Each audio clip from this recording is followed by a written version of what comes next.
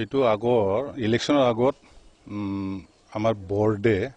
এটা সিদ্ধান্ত লৈছিল আৰু মানে 15,000 কৰি একজন কেণ্ডিডেটৰ পৰা ল'বলৈ কন্ট্ৰাকচুৱেল টিচাৰৰ পৰা 15,000 15,000 তেনেকুৱা ল'ব দিছিল আৰু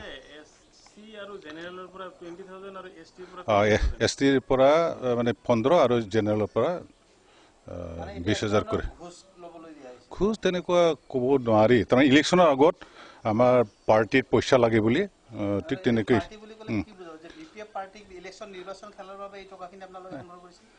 তেনেকুৱা একজাক্ট নহয় ইলেকশ্যনৰ আগত যেহেতু কিছু পইচা লাগে আৰু যেহেতু তেনেকুৱা অফিচবিলাকত IAS অফিচ হওক বা DI অফিচ হওক তেনেকুৱা অফিচবিলাকত কম বেছি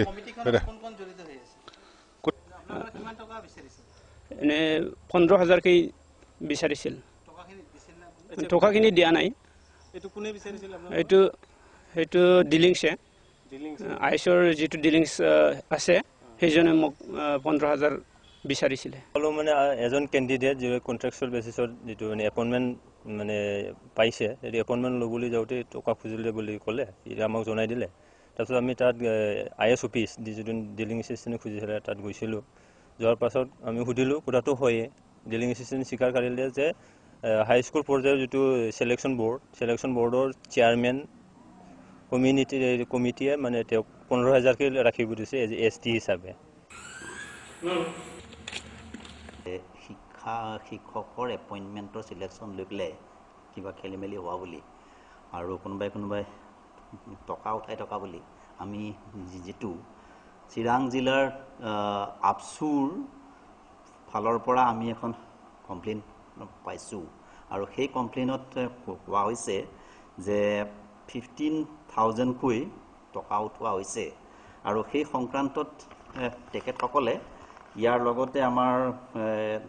চিৰাং জিলা হাইস্কুল পৰ্যায়ৰ শিক্ষক বাছনি কমিটিৰ সভাপতি গোবিন্দ চন্দ্ৰ বসুমতাৰীয়ে লিখা এখন কাগজো দিছে আৰু এই সংক্ৰান্তত যদি কোনোবা এনেকুৱা কাম কৰিছে তেওঁৰ ওপৰত শাস্তি হ'ব এতিয়া আমি এই যিটো কমপ্লেইন পাইছোঁ এইটো আমি SP লে পঠাই দিম যাতে সেইটোৰ ওপৰত এটা কেছ লোৱা যায় আৰু সেইটোৰ ওপৰত কি সঁচা কি মিছা প্ৰিলিমিনাৰী এনকুৱাৰী এটা হ'ব আৰু সেই এনকুৱাৰীত যি দোষী হ'ব তেওঁলোকৰ ওপৰত শাস্তি দিয়া যাব